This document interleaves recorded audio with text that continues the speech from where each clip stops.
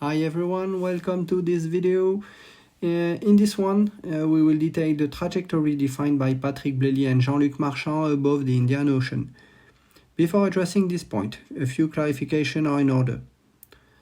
This part of the flight of the MH370 is beyond the radar range, which is why the only technical elements allowing the study of the trajectory are the Inmarsat data, namely the BTO and BFO.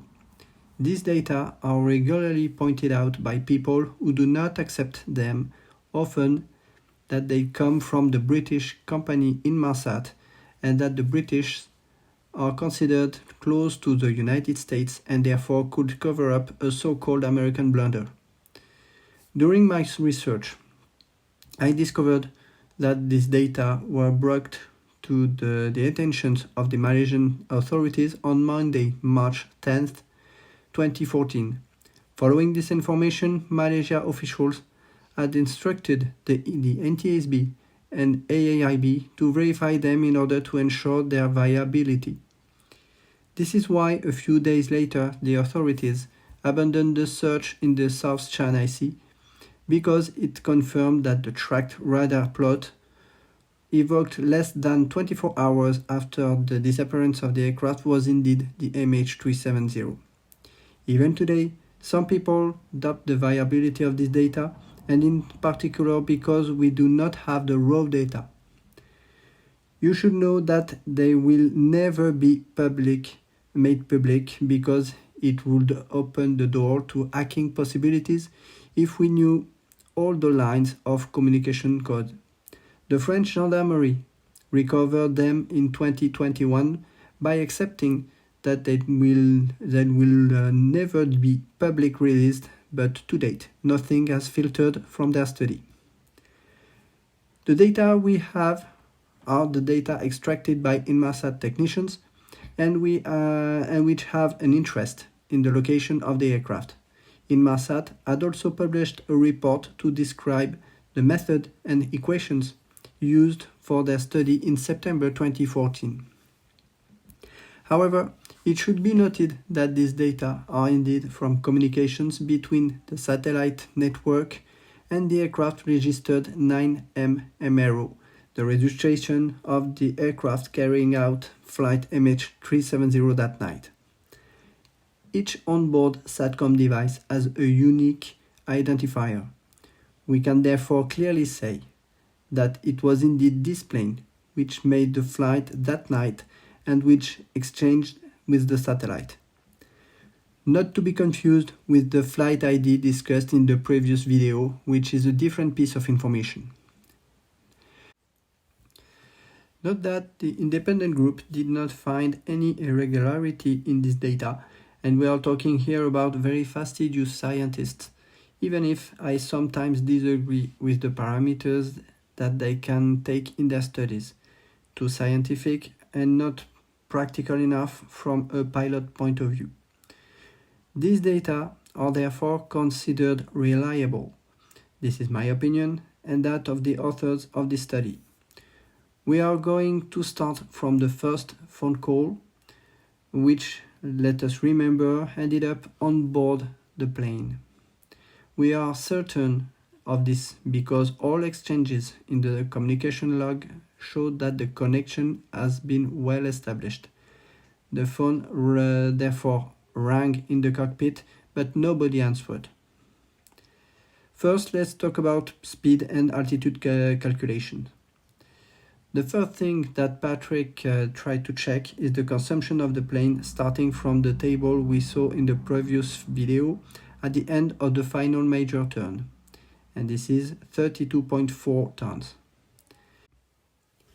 Taking into account the flight time until the end, he then determined that the average hourly consumption at 190 tons had been 5,760 kg per hour at Mach 0.706 for an indicated airspeed of 265 knots at ISA plus 12.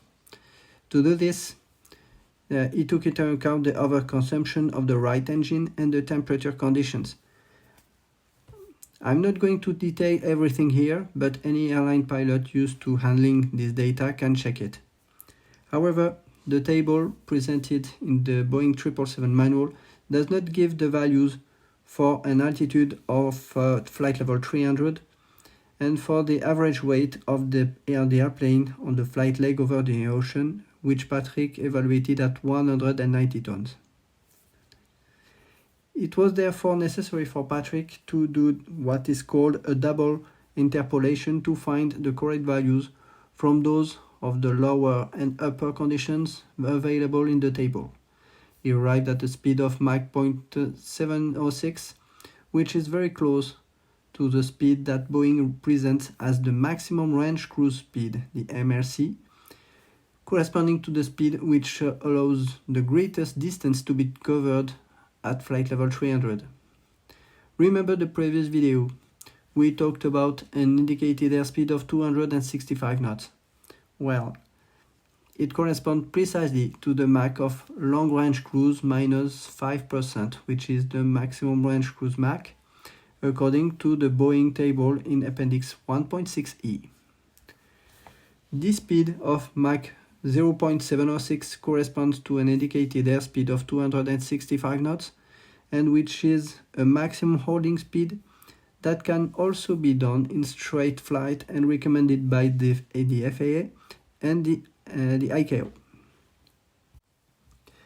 I won't go any further because I think many unfamiliar persons will be lost, but it is important to talk about it so that the pilots understand where this speed comes from. For the public, what should be remembered is that this speed at this flight level allows to fly long enough to correspond to the flight time validated by the hours of the satellite data, and that stumbling upon this speed from satellite data cannot be a coincidence. This speed was not taken at random by the person at the controls. This shows that this person knew perfectly well what speed to take to go as far as possible at the flight level.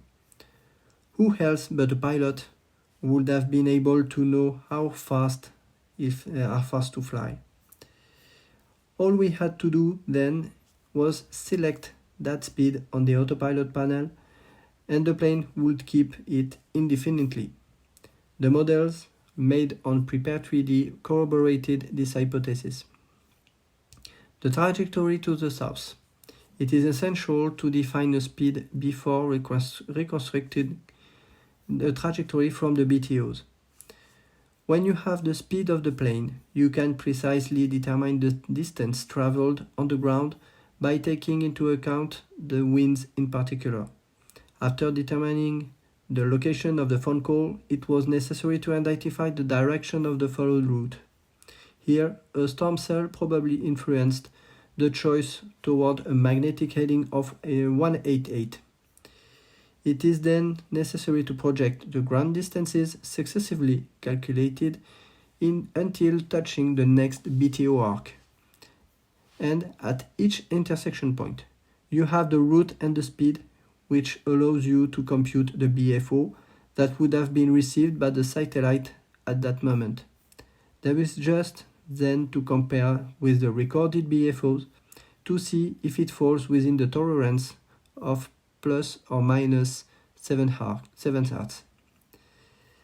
These are the values in red on this table. This is where Jean-Luc Marchand comes in. Thanks to this method, we know that the BFO and BTO of the trajectory suggested by Patrick and Jean-Luc are within MRSAT tolerances. Clearly, the trajectory is perfectly plausible. This does not mean at 100% that this is what the plane did, but the error margins are significantly reduced. A comparison is made against this graph, which had been published in the Inmarsat report and shows the deviation from the observed BFO values. It sticks relatively well. On this image, Patrick and Jean-Luc projected their trajectory in relation to that initially estimated by Inmarsat.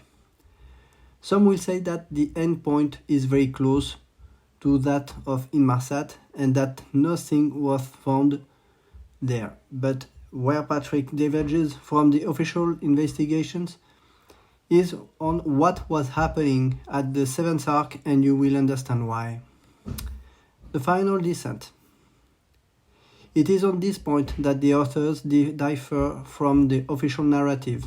Official investigators considered that no one had flown the plane in the end. This is not what I consider most likely in my opinion, because we have someone who flew the airplane for a specific purpose, which is still unknown today, during the first hour of the disappearance. Why wouldn't he have flown the plane at the end? I understand that this is difficult to conceive for some people, but we have to wonder if, especially since the various underwater research campaigns based on this hypothesis of nobody at the control, and which would have fallen in a spiral dive in the vicinity of the 7th arc, have yielded nothing. Investigators should perhaps wonder, if nothing has been found, shouldn't the person at the command assumption be ruled out? This is what I have always suggested, because too many elements show that there was someone at the control of the airplane. And that's also what Patrick Blelly and Jean-Luc Marchand suggest. We totally agree on this issue. Patrick Blelly, with the support of Jean-Luc, brings his version of the trajectory that the plane could have taken at the end of the flight in order to delimit a search area to be proposed to the investigators. It offers a possibility never explored to date. Until now, we have all considered, and me too, that the SATCOM reconnection at the 7th arc was due to the loss of the second engine due to lack of fuel. The loss of the second engine automatically triggers the start of the APU. The SATCOM is then powered up again and reconnects to the network. This scenario is perfectly viable technically, it must be recognized. But Patrick proposes that the second engine shutdown, therefore the left engine, would not have been due to lack of fuel, but that it would have been voluntary. The person at the control, with the idea of carrying out a crash while trying to leave as little debris as possible, would have liked to keep a perfectly flyable aircraft and would therefore have activated the APU manually before shutting down the left engine. Exactly what allowed Sully to keep a flyable plane to land on the Hudson River 5 years earlier. For Patrick, the SATCOM reconnection would then be due to the switching of the left bus power supply to the APU, since this is done after a very brief power interrupt. Completely viable explanation. Patrick's hypothesis also makes it possible to consider that the flaps could perfectly have been extended, since with the APU, these can be lowered completely and all the circuits of the aircraft are working, except some electrical load shedding. Some will say that the ATSB report proved that the flaps were not in the down position at the time of the crash. I have described everything of these reports in my book. However, I have always remained skeptical on this point, and I am not convinced today that we can ascertain it. The study of the debris of the flapron and the adjacent flap need to be reviewed from a different angle, in my opinion. That's also what Patrick thinks, but not only.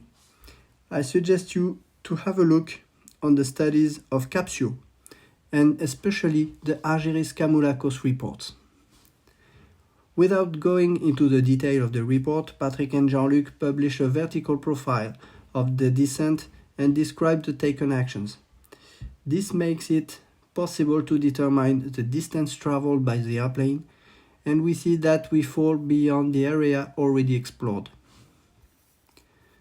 The recommended area. From this reconstitution, the area defined is as follows. It is 350 square nautical miles.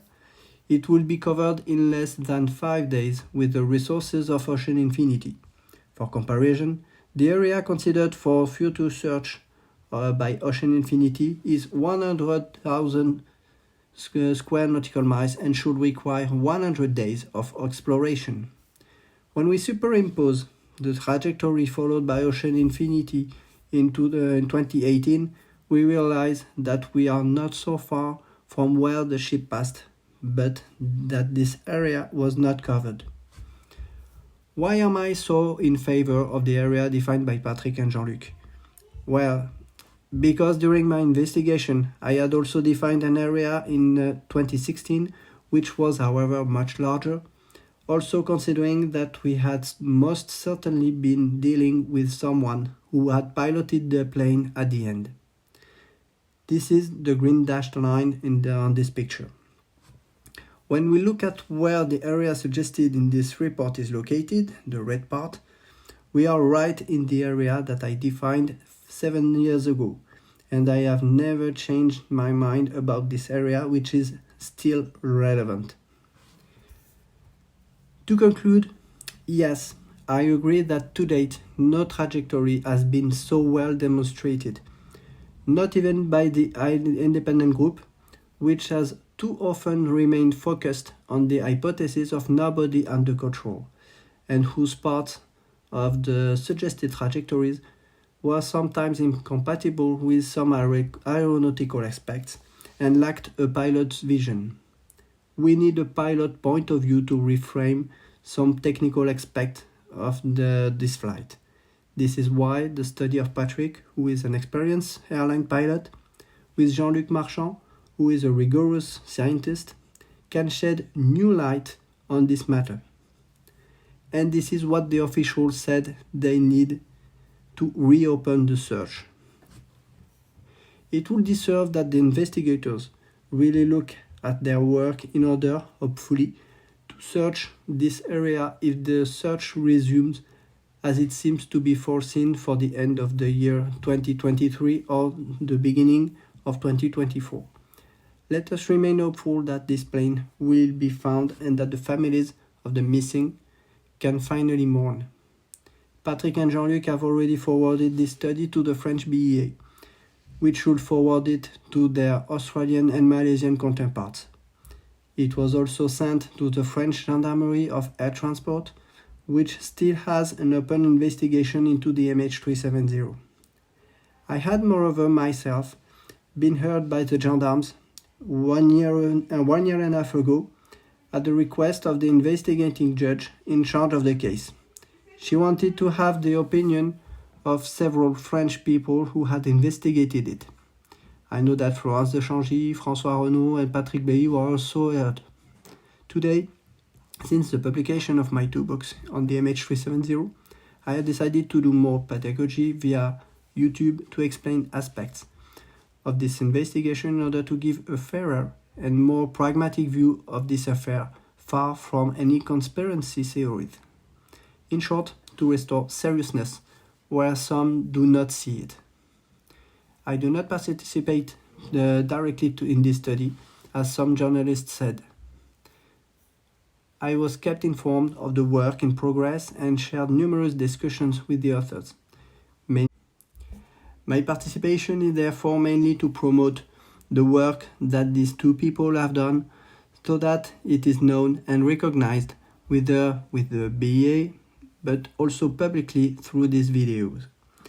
The emails of Patrick and Jean-Luc are in the study, so if you have any question, do not hesitate to contact them. I hope you enjoyed this video and see you soon.